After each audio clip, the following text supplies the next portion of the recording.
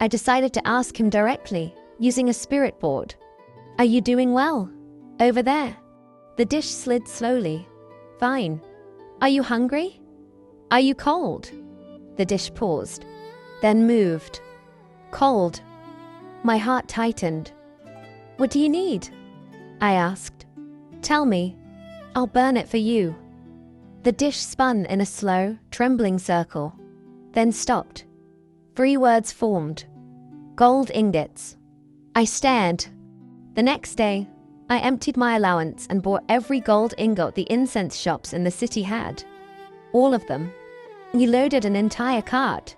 Anyone passing by would have thought my family was opening a bank. I stood in the courtyard, directing servants, preparing for a very serious burning session that night, when the sky suddenly darkened. Clouds rolled in without warning. Thunder cracked. The air grew colder than anything I had ever felt. More dangerous than the battlefield. More suffocating than death. Everyone in the Sioux residence panicked. They dropped to the ground. Everyone except me. I stood there, frozen, still holding a massive chest of gold ingots. Then golden light split the clouds. 2 figures descended on clouds. Golden armor. Long halberds. More followed. They landed around my courtyard, sealing it completely. The one at the front raised his head and roared. By decree of the Heavenly Emperor, we are here to arrest the war god who descended without leave and abandoned his post. Q Hao, come out and face judgment.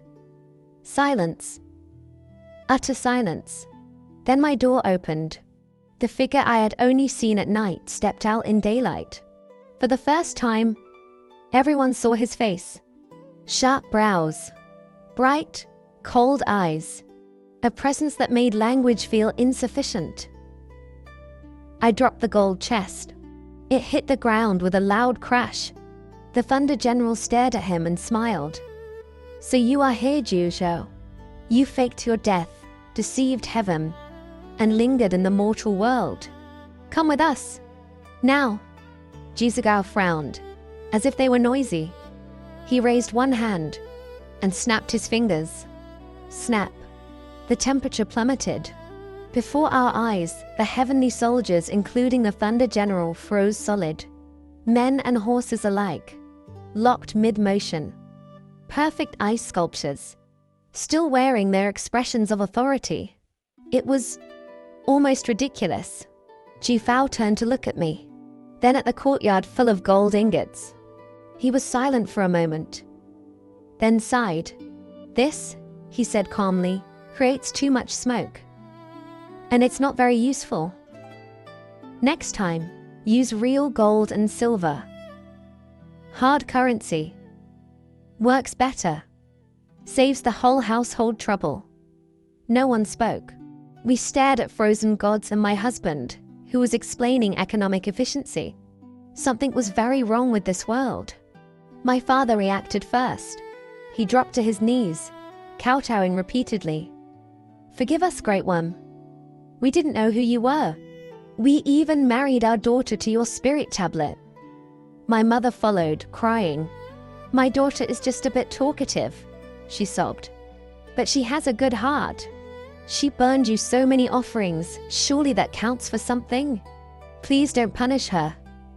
Enough, the word was cold. They scrambled to their feet. Trembling, Ji Zhao looked at me again. You, he said.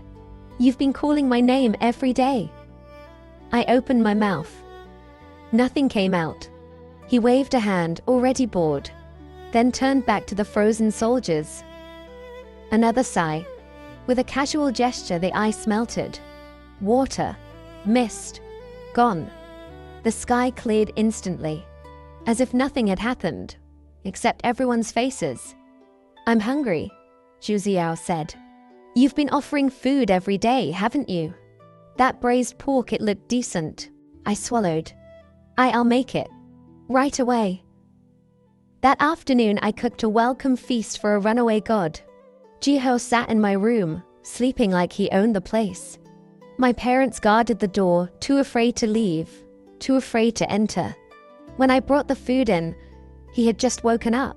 He sat at the table, picked up his chopsticks, and ate with the elegance of someone attending a heavenly banquet. "This is better than the offerings in heaven," he said. "From now on, you're in charge of my meals." That was my life now. By day, he was officially my fallen husband. In reality, he slept, ate, read books, and did absolutely nothing in my courtyard. By night, we still slept under separate blankets. He was less cold than before, but still very much him. I used to be a widow burning paper for a ghost. Now I was a cook feeding a god. A very lazy god. "Sue, pour me tea. Sue, turn the page. Sue, my shoulder's sore." "Gizio," I snapped, "you're a god. Use your hands." "I came down to undergo a trial," he replied calmly. "Hands aren't for work." "That's not a trial," I said. "That's early retirement." Half a month passed.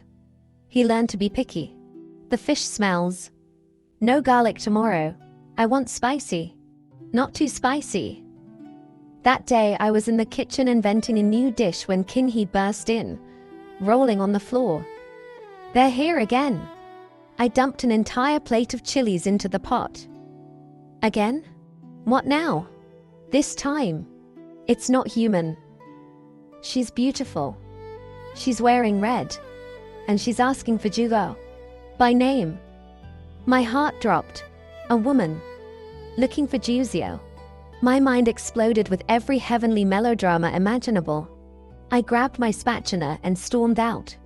I wanted to see who was bold enough to step into my territory. In the courtyard stood a stunning woman. Snow-pale skin. Arrogant eyes. A red dress like burning fire. "Ju Hao," she called sweetly. She stepped forward straight toward him. Ji Hao moved faster than I did. He vanished, reappearing 3 meters away, face full of disgust. "I told you," he said coldly. "Stay away from me." The woman froze for a moment. Then her expression twisted in fury. "How heartless," she snapped. "You've angered heaven beyond measure. You descended without permission. You froze the Thunder Generals. The entire heavenly court is in chaos because of you."